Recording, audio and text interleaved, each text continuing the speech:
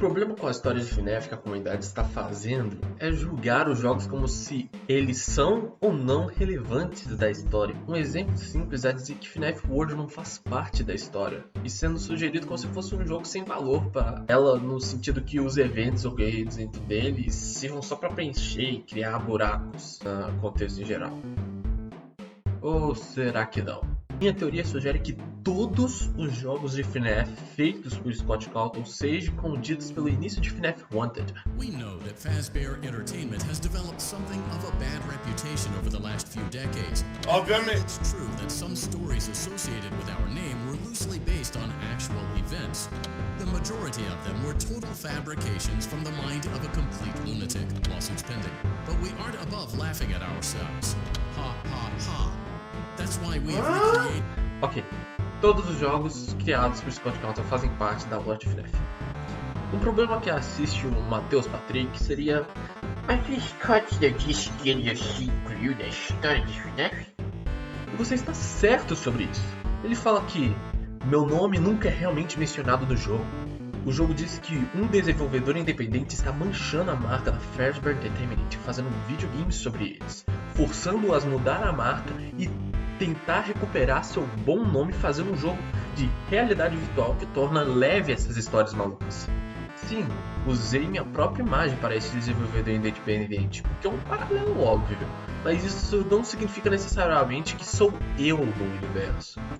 Então, esse detalhe que todos da comunidade de FNAF se recusam ou esquecem que existem é o detalhe mais necessário para a história. É dizer que todos os jogos foram criados por alguém dentro da história.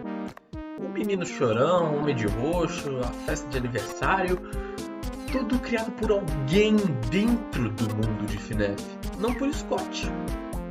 Para não confundirmos, chamaria esse personagem de lunático, já que foi dessa forma que o Help Wanted fala dele. E é curioso chegarmos nesse ponto, porque os únicos jogos em Help Wanted foram do 1 ao 4, os únicos jogos enumerados da franquia, os únicos que os Scott diz terem concluído seu arco, sua história. E com essa conclusão em mente, poderíamos dizer que FNAF 1 ao 4 foram os únicos jogos criados pelo lunático. Obrigado por assistir. É o que eu diria se não existisse Sister Location e Pizzaria Simulator. Help Wanted não tem esses jogos, mas tem suas aparências em outros minigames. Sister Location aparece no minigame de descer o elevador com o Energy tentando te comer. Ao contrário, Pizzaria Simulator tá em Help Wanted. A Scrap Baby está em forma de pelúcia, então se por acaso não nos vimos, bom dia, boa tarde, boa noite. Valeu!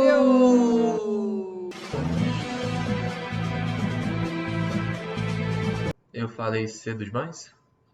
Ah é, FNAF World. Diria que no processo que a Fazbear Corporations LLC meteu no lunático, esse jogo ficou na área cinza, igual as fangames de Pokémon que a N vermelha mete. Então ninguém fica com nada e fica nisso aí. Mas hey, isso é só uma teoria.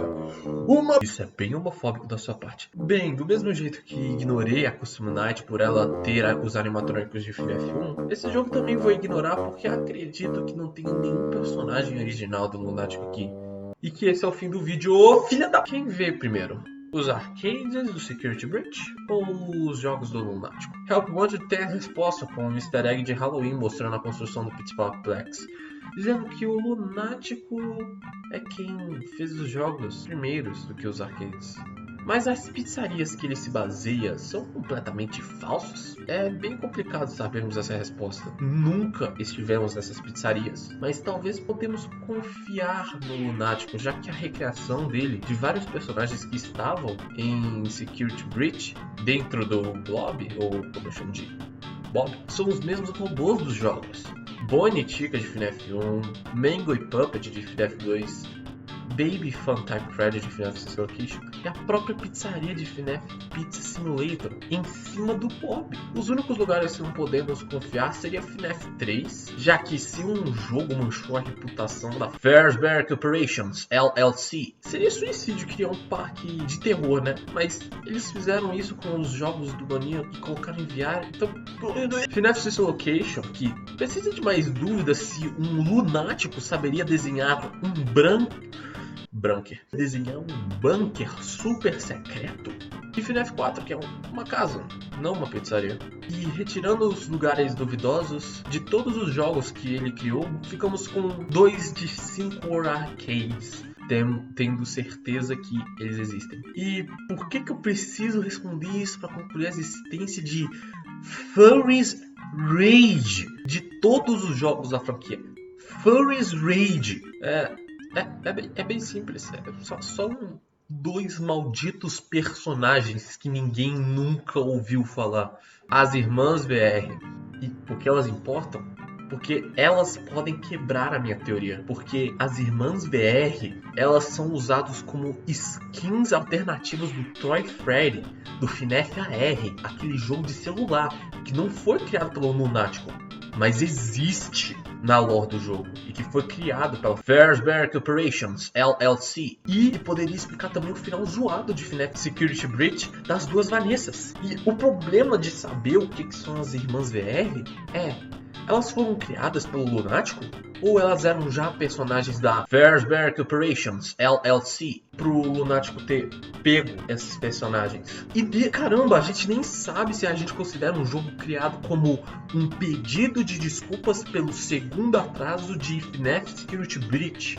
Eu não pesquisei e eu não encontrei nada. Mas bem, eu quase consegui confirmar minha teoria, mas sei... Essa é a minha opinião. Ah, vai tomar no cu. Da próxima vez que eu querer fazer uma continuação desse vídeo, falarei como o FNAF AR, o de celular que ninguém ouviu no YouTube, proteger, faz parte da história da franquia. Sim, o de celular, o que ninguém considera por causa dessas aberrações da natureza. Se inscreva e dê o joinha se gostou e quer ver mais conteúdos meus. E se não gostou, aperte o não gostei e comente sua opinião, que será cuidadosamente impressa e triturada em meu líquido de lida para mudanças e melhoras no meu futuro. E se lembre, morrer é coisa de jornalistazinho gamer.